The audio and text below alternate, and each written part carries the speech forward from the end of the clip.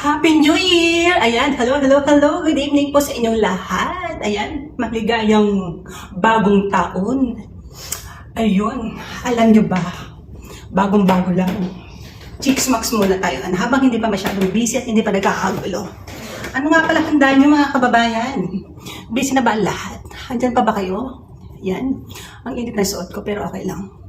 Ba, ang lakas makalini robredo yung damit ko. Tsaka, flex ko lang ang aking halaman. Napakaganda. Hindi po yan plastic. Tunay po yan. Ang ganda, no?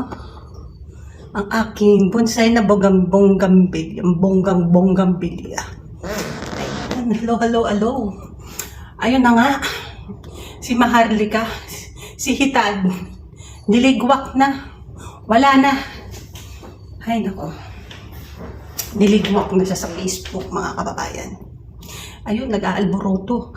Galit na naman ang lola mo. Siyempre, ang walang kamatayang galit na galit kay Smag at kay Polboronic. Alam nyo na, sino daw pa baba ang gagawa nun, kundi si Lisa Smag. Ang kanyang laging bukang bibig. Ayun, galit na galit ang lola nyo. Panoorin natin to.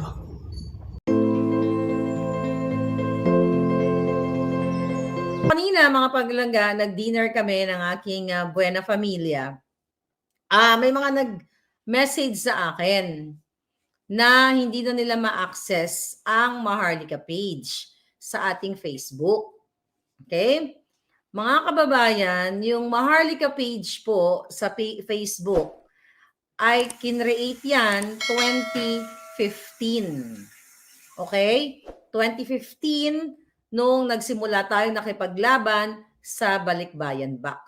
Bago ko pa kinampanya si Marcos Jr., okay, ay ipinanganak na sa Facebook si Maharlika. Si Boljakera later on na lang yan. Okay, ano ang nangyari mga kababayan? Kayo na po ang tumimbang. Kayo na ang mag-analisa. Dahil ang ating Facebook page na may almost 1 million subscribers or followers sa ating Facebook channel, sa Facebook ay in-publish nila or niligwak nila, ginorgor nila mga kababayan. Ginorgor. Tinegi ng baka ng Janemes na Lisa Smugs. Do you think sa pamamagitan ng pagtegi ninyo sa Facebook page na Maharlika o paggurgor at hindi nyo man lang pinaabot ng New Year, ay tatahimik na ang mundo ninyo? Lalong magsisiklab ang aking damdamin para iparating sa taong bayan ang kadyayupan na ginagawa ninyo. Mga palangga, even you, mga dilawan dati na galit sa akin, lahat ng mga nakakabangga natin dito sa laban natin para sa bayan, never ever po nagurgur ang Maharlika page. Nasa shadow band. Diba? Kahit na yung mga dilawan na nakipagbakbakan sa atin, hindi nila kayang ipatumba ang page natin. Actually, iniingat-ingatan natin. Okay? Ang violation, mga palangga, you have to think about this. Ayan. So ngayon, mga kababayan, ang mga eksena dito ay sabi, your page goes against our terms of service. Ano ibig sabihin niyan? Right, ayan. Basahin ko sa inyo. Sabi dito, your page is disabled for going against our terms of service on intellectual property. Okay? Intellectual property. Tatapusin muna natin. The content was detected by our technology. The removal decision was made by our technology. Unang-una, walang maipakita. Hinahanap ko which video ang may intellectual property violation. Okay? Saang video doon? Walang maipakita kung saang violation hinahanap ko. All of a sudden, wala yung page natin, mga palangga. Kasi yun, gusto nila tayong gurgurin pati nga i-define nga natin yung intellectual property para magkakaintindihan tayo. Kasi usually kapag copyright violation, mga kababayan, kaya na hirap ako mag-post, gagawin. Kaya ako hirap na hirap mag-post ng aking mga reels because of that copyright violation. Pag nilagyan mo ng music, lumalabas yan. Kahit kayo na mga nagre-reel, may mga ganyan, di ba? Copyright violation. Pero this time, walang copyright violation. All of a sudden, patay ang aking page. Hindi na pinaabot ng 2024. Let's define the intellectual property. Alright? Sabi dito, a work or invention that is the result of creativity such as manuscript or design. Like yung mga painters, di ba? Yung mga painting nila, pag ginaya mo, IP yan. Like yung nang-aagaw ka ng, ng, let's say, script ng isang pelikula, ninakaw mo. That's intellectual property. Sabi dito ng intellectual property definition, as a manuscript or design to which one has rights and for which one may apply for a patent, copyright, trademark, etc. So nag-brainstorming ako. Ako lang mag-isa. Nag-brainstorming actually kami kanina habang kumakain kami, mga palangga.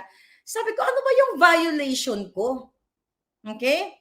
Ano bang violation ko? Bakit? Anong intellectual property?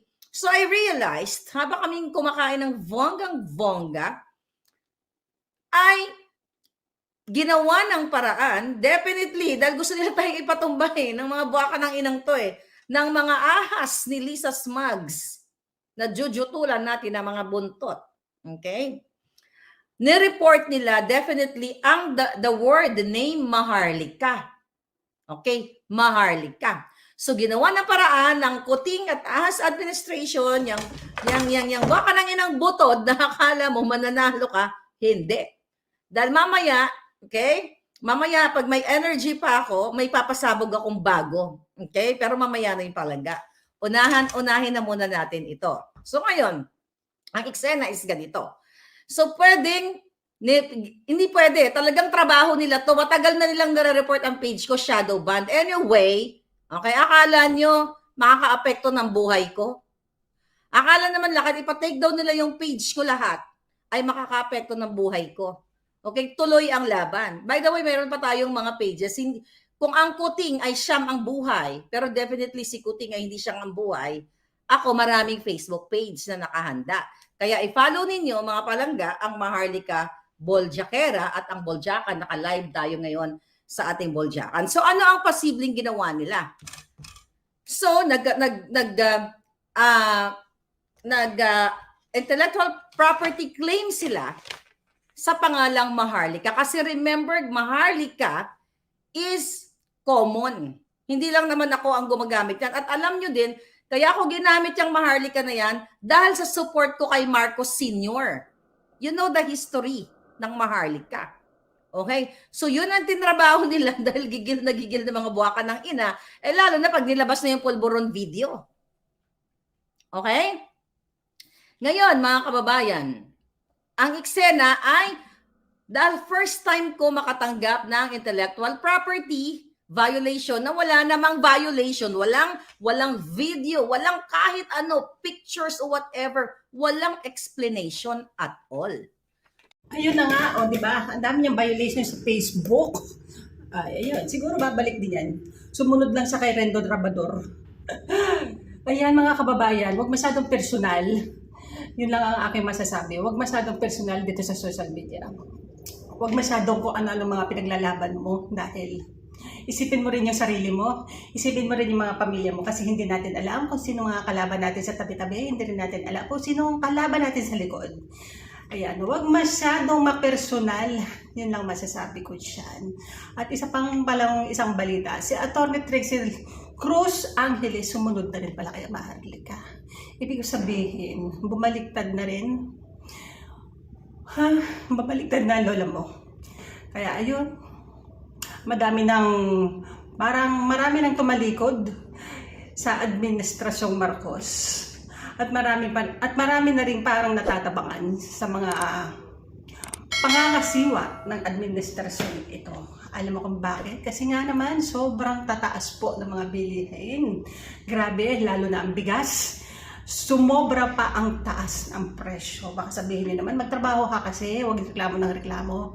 Kung sa totoo lang po talagang grabe na Asa na yung 20 pesos na kilo ng bigas na pinangako ng ating Pangulo noong nangangampanya pa siya. Pero naging triple pa ang presyo ngayon. Hindi lang yun, ang mahal ng kuryente.